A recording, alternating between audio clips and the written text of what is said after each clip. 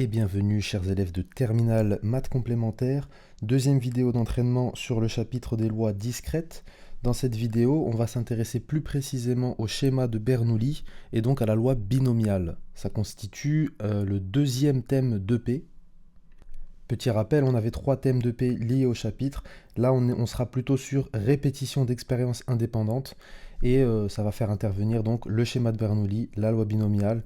Et ce qu'il faut comprendre, globalement, on répète n fois, où n est un entier naturel, une même expérience aléatoire de façon indépendante, avec à chaque fois deux issues, S et E, pour modéliser succès et échec. Et ce que j'ai mis à droite, ce sont les coefficients binomiaux, et ça, quand vous avez entre parenthèses, avec en haut un n et en bas un k, on lit ça k parmi n, mais ça, vous le savez, là on va juste faire des petits rappels de cours et des exercices d'entraînement. Allez, on démarre avec quelques petits rappels de cours. Alors déjà, qu'est-ce que c'est que la loi de Bernoulli et ensuite le schéma de Bernoulli? Alors si on prend un univers oméga et qu'on a un événement nommé S, l'événement contraire de S, on va l'appeler E. Donc ça, vous l'avez bien compris, c'est pour symboliser succès, S comme succès et E comme échec. D'accord. Donc une épreuve de Bernoulli, qu'est-ce que c'est? C'est une expérience aléatoire. D'accord, ça c'est important, hein. L'aléatoire, c'est ce dont on a besoin pour faire des probas. Une expérience aléatoire qui a que deux issues, succès et échec. Par exemple, gagner, perdre, faire pile, faire face. Ok. Et l'événement S, on l'appelle donc le succès. E, l'échec, ça c'est bon. On peut représenter un petit arbre de proba où on a en haut le succès et en bas l'échec. Et sur l'arbre, on va noter petit p la proba de succès.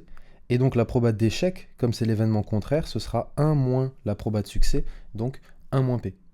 Donc quand vous avez une situation où il y a de l'aléatoire et vous pouvez distinguer deux choses, le succès et l'échec, vous pouvez toujours faire une loi de Bernoulli. Par exemple ici, si on prend un jeu de 32 cartes indiscernables au toucher et qu'on en tire une au hasard, comme dans un tour de magie ou dans n'importe quel jeu, on pourrait s'intéresser à l'événement S, la carte tirée est un as. Ça veut dire je gagne, j'ai un succès si la carte est un as. Et bien ça, pour savoir comment je peux modéliser ça par une épreuve de Bernoulli, j'ai juste à calculer quelle est la probabilité de tirer un as. Donc pour tirer un as, eh bien en réalité, quand je cherche la probabilité d'un événement E, pour trouver cette probabilité, j'ai juste à me rappeler d'une formule, c'est le nombre d'issues favorables à cet événement, hein, donc nombre d'issues favorables, sur le nombre d'issues total. Par exemple, tirer un 2 lorsque je lance un dé, eh bien, il y a combien d'issues qui réalisent cet événement? Qu'une seule, hein, c'est obtenir 2. Et il y a combien d'issues au total? Il y en a 6. Il y a 1, 2, etc. jusqu'à 6. Ça, vous l'avez bien compris. Donc, en l'occurrence, la probabilité d'obtenir un 2, ce sera 1 sur 6. Ok. Donc là, en l'occurrence, il y a combien d'as dans mon paquet de cartes? Il n'y en a que 4. Et il y a combien de cartes au total? 32. La probabilité de tirer un as, c'est 4 sur 32, que je peux toujours simplifier, ici en l'occurrence en 1 huitième. Et dès que j'ai une fraction irréductible, je m'arrête. Pas besoin de donner une valeur décimale. Là, en l'occurrence, ça va marcher, on pourra trouver une valeur décimale. Par contre, imaginez que vous ayez un tiers, ça ne sert à rien de dire que c'est environ égal à 0,33333. Gardez le plus possible les fractions, au moins vous êtes sûr que ce sont des valeurs exactes. Si on a compris ça, on va comprendre ce que c'est qu'un schéma de Bernoulli. C'est juste ce qu'on vient d'expliquer, mais plusieurs fois d'affilée. On va faire n fois, où n est un entier naturel, cette même expérience avec succès, échec à chaque fois. Et c'est important, hein, que ce soit la même expérience. Vous remarquez que dans un arbre de proba, ici le succès, il a toujours la même probabilité d'être obtenu, petit p, et l'échec, il a la même probabilité d'être obtenu, 1 moins petit p. C'est important de comprendre qu'un schéma de Bernoulli, c'est la même expérience qui est répétée n fois. C'est pour ça que si vous faites par exemple l'expérience de tout à l'heure où on tire une carte dans un paquet de 32 cartes, si on ne remet pas la carte dans le paquet, ça ne devient plus la même expérience, parce qu'il y a une carte en moins dans mon paquet. Dans un schéma de Bernoulli, on a donc deux choses à retenir. Petit n, ça va être le nombre de fois que je répète l'expérience, ici noté en bleu ciel, et petit p, ça va être la probabilité du succès. Par exemple, dans l'expérience, je tire une pièce de monnaie et mon succès, c'est lorsque j'obtiens pile. La probabilité de succès, c'est 1,5, donc on a petit p égale 1,5. Et le nombre de fois que je vais répéter mon expérience, eh bien si on vous dit on lance 3 fois de suite une pièce de monnaie, ça veut dire que petit n égale 3. Ensuite, parlons des coefficients binomiaux. Alors avant de rentrer dans le détail, en fait, la question des coefficients binomiaux, on pourrait l'associer à cette question-là. Il y a combien de mondes où j'ai 0 succès? 1 succès, 2 succès, 3 succès, jusqu'à petit n. En réalité, comme là dans l'exemple, n sera égal à 3, je me suis arrêté à 3. Si on regarde l'arbre de proba à droite, on a donc répété 3 fois l'expérience, d'accord? Il y a 3 embranchements, enfin, il y a 3 expériences qui ont été répétées. C'est la même expérience à chaque fois, donc j'ai bien toujours petit p pour la proba de succès et 1 moins petit p pour la probabilité d'échec. Ok? Et bien maintenant, si je veux compter le nombre de chemins, le nombre de mondes où j'ai 0 succès, le nombre de mondes, ça va être sur combien de ces mondes-là, que je suis en train de pointer en rose, j'ai eu au total 0 succès. En réalité, là, ça va assez vite. Je me rends compte que avoir 0 succès, c'est n'avoir eu que des échecs. Donc, c'est avoir emprunté ce chemin-là et n'avoir eu que des échecs. Donc, il y a un seul monde où j'ai 0 succès. On va le mettre ici. Maintenant, même question, mais avec 1. Il y a combien de mondes où j'ai un seul succès? Il suffit de regarder. Imaginez qu'on commence avec un succès. Ensuite, il ne nous faut que des échecs, parce que sinon, on aura plus qu'un seul succès. Et si on commence avec un échec, on peut soit avoir un succès ensuite, puis un échec, pour n'en avoir qu'un de succès au total, ou bien refaire un échec, et dernière chance, on a un succès. Donc au total, il y a combien de chemins qui m'ont permis d'avoir un seul succès? Il y en a 1, 2, 3. Donc combien de mondes où j'ai un succès? 3. Alors on pourrait faire ce même travail de compter tous les chemins, mais là déjà c'est un petit peu long avec juste n égale 3. Imaginez quand n égale 10 et qu'on a des arbres astronomiquement grands. Eh bien on ne va pas faire à la main, compter le nombre de chemins, etc. Ce qu'on va utiliser, ce sont les coefficients binomiaux. Alors qu'est-ce que c'est qu'un coefficient binomial? Eh bien, si on prend un schéma de Bernoulli de paramètres n, p, où n est un entier naturel puisque c'est le nombre de fois que je fais une expérience, et p c'est un réel entre 0 et 1 puisque c'est une proba. Et une proba, souvenez-vous, c'est toujours entre 0 et 1, 0%, 100%. Eh bien le coefficient binomial, ça va être le nombre de façons d'obtenir exactement k succès, où k ça va être un entier que lui on peut prendre entre 0 et n, parce qu'en réalité le pire monde c'est celui où j'ai eu 0 succès, et le meilleur monde c'est celui où je n'ai eu que des succès. Et puisque j'ai fait n expériences, je peux au maximum avoir n succès. Et bien ce coefficient binomial, on va le noter comme ceci, entre parenthèses en haut n, en bas k, et ça se lit k parmi n. Et vous remarquez, à chaque fois le nombre le plus petit il est en bas. Pourquoi c'est pratique? Parce qu'au lieu de compter maintenant dans un arbre, par exemple combien de mondes où j'ai 2 succès quand je fais 3 épreuves, eh bien j'ai juste à calculer 2 parmi 3. Je n'ai plus à faire tout ce chemin où je me dis « Ah ben là ça marche, si je fais ça, etc. » C'est beaucoup trop long. Et ça, 2 parmi 3, vous allez me dire « Ok, comment on calcule ?» Calculatrice. On se le fait une fois, petit tuto, on va dans la boîte à outils qui est juste là. Là, je suis directement dans les probabilités, mais si vous tombez d'abord sur la boîte à outils, vous descendez jusqu'à probabilité, vous allez dans dénombrement, et la première option, c'est déjà k parmi n, c'est déjà les coefficients binomiaux. Là, vous n'avez plus qu'à mettre, nous, petit n, c'est 3 dans notre énoncé, et on veut combien de mondes où j'ai 2 succès exactement. Si je calcule ça, je mets ex, exécuter, j'obtiens le résultat 3. Et donc le résultat, ce sera toujours un entier positif, puisque c'est le nombre de mondes possibles où j'ai exactement 2 succès parmi 3. Donc là, vous voyez, rapidement, on trouve 2 parmi 3 égale 3. Ça veut dire qu'il y a exactement 3 mondes dans lesquels j'ai exactement 2 succès. Cette propriété, elle fait un lien entre le coefficient binomial et l'arbre de proba. C'est un peu ce qu'on a dit. Dans un schéma de Bernoulli, k parmi n, le coefficient binomial ici, c'est le nombre de chemins dans l'arbre qui contient exactement k succès. C'est ce qu'on a fait depuis tout à l'heure. Alors, quelques propriétés intéressantes où, en réalité, si on n'a pas de calculatrice, par exemple, on peut calculer rapidement certains coefficients binomiaux. Le premier exemple, c'est quand on calcule 0 parmi n ou bien n parmi n. Ça, si on l'interprète, c'est il y a combien de mondes où si je fais n expériences, j'ai que des succès. Ou bien, il y a combien de mondes où si je fais n expériences, j'ai 0 succès. Donc 0 succès, ce serait 0 parmi n, et que des succès, ce serait n parmi n. En réalité, on est d'accord qu'il n'y a pas 20 000 mondes où j'ai que des succès. Il y a un seul monde où je peux faire que des succès. Pareil avec les échecs. Donc c'est pour ça que 0 parmi n et n parmi n, ça va toujours valoir 1. Autre propriété intéressante, la propriété de symétrie, elle me dit la chose suivante, k parmi n, où k est un entier naturel entre 0 et n, c'est toujours égal à n moins k parmi n. Ça, c'est ce qu'on appelle la propriété de symétrie, et parce qu'en réalité, il y a une symétrie entre obtenir exactement 3 succès sur 5 expériences par exemple, et obtenir exactement 3 échecs sur 5 expériences. Pourquoi il y a une espèce de symétrie? Parce que imaginez un monde où le bien c'est le mal et le mal c'est le bien, et gagner c'est perdre et perdre c'est gagner.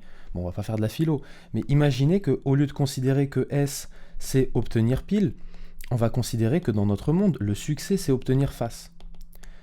En réalité, mon nombre de succès ce sera 3 parmi 5 dans ce monde-là, et dans l'autre monde, le monde où le succès c'est pile, c'est aussi 3 parmi 5. Et je remarque que quand mon succès c'est pile, mon échec c'est face. Donc obtenir exactement un nombre d'échecs égal à 3, ça veut dire obtenir 3 succès. Pardon, obtenir 3 échecs sur 5 expériences, on est d'accord que ça veut dire obtenir 2 succès. Donc en réalité, puisqu'il y a égalité entre ces deux choses-là, on peut dire que 3 parmi 5, c'est égal à 2 parmi 5. Et qu'est-ce que je remarque? 2, c'est tout simplement 5 moins 3. Donc en fait, si on généralise, k parmi n, c'est toujours égal à n moins k parmi n. Et dernière chose, alors cette propriété, elle est un peu moins facile à comprendre visuellement, mais elle nous dit la chose suivante. Si je fais k-1 parmi n plus k parmi n, j'obtiens exactement le coefficient binomial k parmi n plus 1. C'est ce qu'on appelle la propriété d'addition. Elle n'est pas forcément très visuelle, elle n'est pas forcément facile à interpréter. Par contre, on peut facilement la retrouver à l'aide d'un triangle de Pascal. Qu'est-ce que c'est que ce fameux triangle de Pascal? C'est un triangle dans lequel on ne met que des 1 en colonne et que des 1 en diagonale. C'est pour ça qu'on va appeler ça un triangle, parce qu'au final, en fonction de là où je m'arrête, j'aurai un triangle rectangle ici. Bref, et ensuite, pour compléter toutes les cases qui au départ seront vides, donc voilà, il faut imaginer que vous, si vous créez un triangle de Pascal, au début, vous avez juste une ligne pour k et une colonne pour n, avec les nombres entiers de 0 à là où vous voulez vous arrêter. Ensuite, vous complétez donc première colonne que des 1. On va les mettre en rouge, ça va être plus simple. Bon, finalement, en orange, pour respecter le code couleur de ce triangle-là. Et bien, pour trouver la valeur ici dans la case manquante, on va juste additionner les deux cases au-dessus. Donc, bien évidemment, celle juste au-dessus et celle au-dessus à gauche. Parce qu'à droite, en réalité, il n'y a rien du tout. Et ça, c'est assez logique, parce que imaginez si k vaut 2, par exemple, eh bien, n ne peut pas valoir 1. Parce que k, on l'a vu, ça doit toujours être plus petit que n. Je ne peux pas avoir 5 succès quand je fais que 4 expériences. C'est logique. Donc allons-y, complétons le tableau. Pour compléter cette valeur, on fait donc 1 plus 1. On va trouver alors ici, on va le mettre en vert. 1 plus 1, ça fait 2. C'est comme ça qu'on trouve cette valeur-là. Et même chose pour les cases du dessous. Si je veux trouver cette valeur-là, eh ben, j'ai juste à faire 1 plus 2, ça va me donner 3. Et ici, cette valeur-là, on va le faire en mauve, c'est 2 plus 1, ça va me donner 3. Et voilà comment je peux compléter à chaque fois mon triangle. Et vous voyez qu'on peut le faire indéfiniment. On peut enfin définir cette loi binomiale une fois qu'on a compris schéma de Bernoulli et coefficients binomiaux. Alors, comment on la définit? Alors, si on imagine un schéma de Bernoulli de paramètres np, où n est un entier naturel et p un réel entre 0 et 1, puisqu'il s'agit d'une proba, si on note grand X, la variable aléatoire qui compte le nombre de succès au cours des n répétitions, on va dire que X suit la loi binomiale de paramètres n et p. C'est important de préciser les paramètres, de ne pas s'arrêter juste à X suit la loi binomiale, point. Ça suffit pas. Je précise les paramètres. Et pour la notation, on va utiliser ceci. On écrira X suit grand B, alors il n'est pas obligé d'être si beau calligraphiquement, entre parenthèses NP. N, c'est le nombre de répétitions, et P, la proba de succès. Vous pouvez le noter aussi comme ceci, avec un petit tilde. Ce petit tilde, ça symbolise le mot « suivre », donc le verbe « suivre ». Alors déjà, on remarque que si n égale 1, si je fais qu'une seule expérience, j'ai tout à fait une loi de Bernoulli. Donc en fait, une loi binomiale, c'est une loi de Bernoulli, mais où on va répéter l'expérience plusieurs fois au lieu d'une seule fois. On doit retenir une formule qui nous dit que la propriété que x soit égal à k, si x suit une loi binomiale de paramètres np, et k est un entier entre 0 et n, et bien cette formule-là, p de x égale k, c'est k parmi n fois p puissance k fois 1 moins p puissance n moins k. Alors c'est peut-être indigeste pour essayer de comprendre un peu. Ici en rouge, on a le coefficient binomial qui correspond à avoir exactement k succès sur n épreuves. Ensuite, on multiplie le tout par la probabilité du succès puissance le nombre de succès, donc petit k. Et on multiplie le tout par la probabilité d'échec, donc 1 moins p, puissance le nombre d'échecs. Si vous avez fait K succès sur N épreuves, vous avez fait N-K échecs. Petit exemple pour comprendre.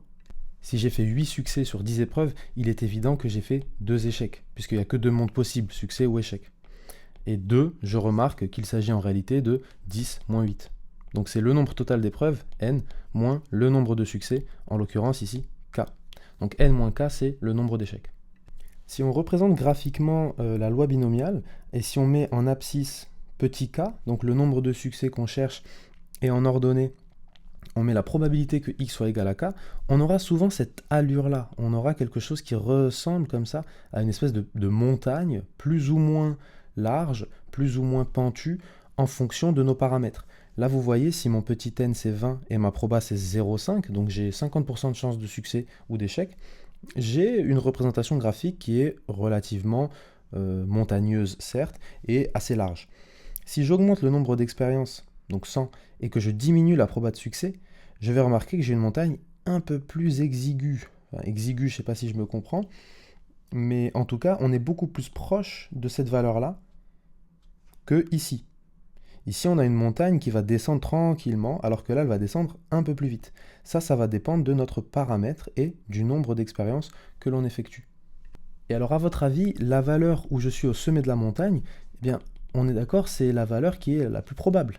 Ça veut dire, la plus probable ici, sur 100 expériences, le plus probable, pardon, c'est d'obtenir 30 succès parmi 100 expériences. Je remarque ici que là, je suis au sommet de la montagne. Eh bien, en réalité, à quoi correspond 30? Si je remarque bien, ça correspond à 100 fois 0,3. Autrement dit, à petit n, le nombre de fois que j'ai répété l'expérience, multiplié par petit p, la probabilité de mon succès. À gauche, c'est pareil. 10, la valeur où je suis au sommet de la montagne, c'est 20, petit n, fois la proba de succès, 0,5. Et donc, en réalité, la valeur la plus probable, ici, c'est notre espérance. Donc à retenir, l'espérance d'une variable x, si elle suit la loi binomiale de paramètre np, c'est juste n fois p. Et la variance, alors si on connaît l'espérance, il y a juste à se souvenir qu'on doit multiplier par la probabilité d'échec, autrement dit 1 moins p. Et dernière chose, sigma x qu'on appelle l'écart type, ça c'est la racine carrée de la variance. Donc si on se souvient de la variance, on a juste à recopier la variance et mettre le tout sous une racine. Donc grand E c'est l'espérance, espérance E comme espérance, grand V c'est variance, V comme variance, et le petit sigma, alors petit sigma comme écart type. Le E était déjà pris pour espérance, donc on a pris une petite lettre grecque, enfin bref, je vous passe les détails, sigma c'est l'écart type. Je vous affiche un petit exemple qui résume tout ce qu'on vient de dire, je ne vais pas trop rentrer dans le détail, je vous laisse mettre pause si vous avez besoin de revoir un petit peu ça, et on passe aux exercices. Pareillement, j'ai une petite fiche rappel pour revoir son cours, pas vraiment comme une carte mentale, mais plus une fiche révision. Donc pareil, je vous la partage. On rentre pas trop dans le détail, juste il y a des choses qui ne sont pas importantes. Par exemple ici, intervalle de fluctuation, ce n'est pas du tout quelque chose qui est au programme. Nous, ce qui va nous intéresser, c'est même la loi uniforme discrète en réalité, c'est pas vraiment le sujet. Nous, le sujet, ça va surtout être épreuve et loi de Bernoulli, schéma de Bernoulli et loi binomiale et arbre, et coefficients binomiaux et triangle de Pascal. Autrement dit, ce qu'on vient de voir en fait en faisant un petit rappel. Donc hop, 1, 2, 3, 4. Si vous voyez ces 4 choses-là et que vous les maîtrisez, vous êtes prêts, prête.